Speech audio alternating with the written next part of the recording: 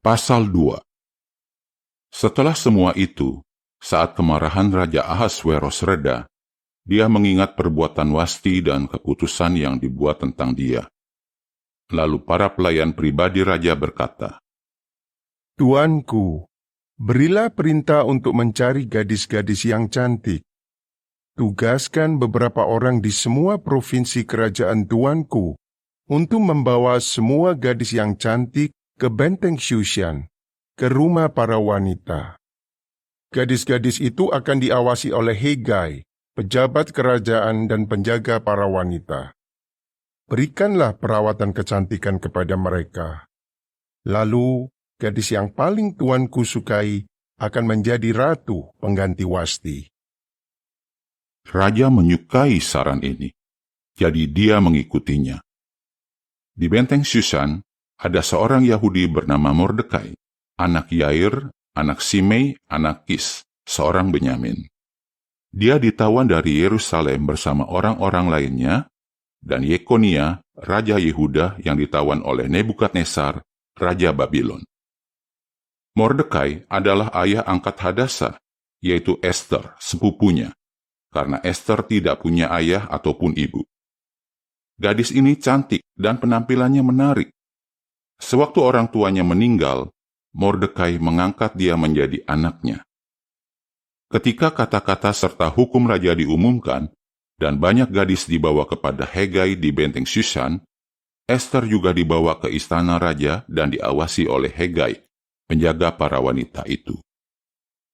Hegai senang kepada Ester dan menyukainya.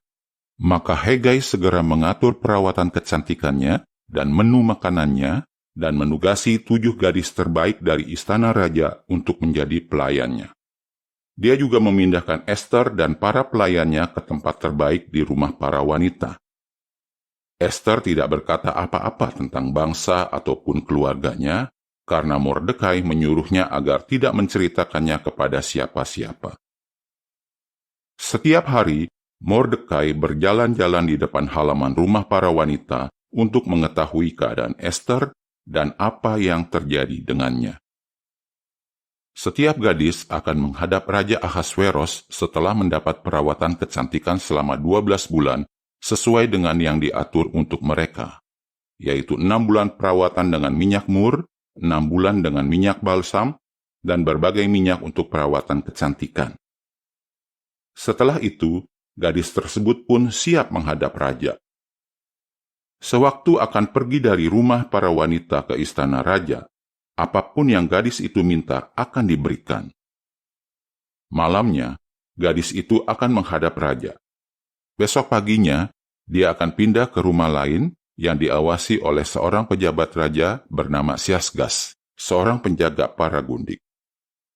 Gadis itu tidak akan menghadap raja lagi, kecuali raja senang kepadanya dan namanya dipanggil oleh raja. Sewaktu Ester anak Abihail, yaitu sepupu Mordekai yang dia angkat sebagai anaknya, mendapat giliran untuk menghadap raja, dia tidak meminta apapun selain apa yang disarankan oleh Hegai, pejabat kerajaan dan pengurus para wanita itu. Selama ini semua orang yang melihat Ester suka padanya. Ester dibawa kepada Raja Ahasweros pada bulan ke-10, yaitu bulan Tebet, pada tahun ke-7 pemerintahannya. Raja pun mencintai Ester lebih daripada semua wanita lainnya. Raja lebih senang dan berkenan kepada Ester dibanding semua gadis lain. Maka, Raja memasang mahkota kerajaan di kepala Ester dan menjadikan dia ratu pengganti Wasti.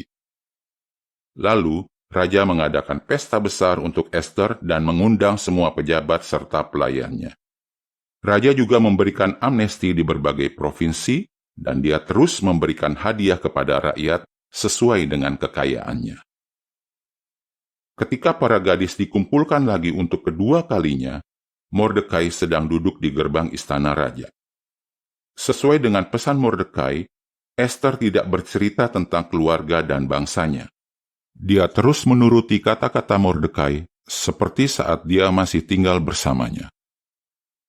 Pada hari-hari itu, saat Mordekai sedang duduk di gerbang istana raja, 2 petugas yang menjaga pintu kamar raja, yaitu Bigtan dan Teres, menjadi marah kepada Raja Ahasweros dan ingin membunuhnya.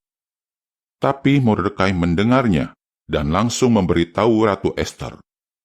Maka Ester berbicara kepada raja atas nama Mordekai.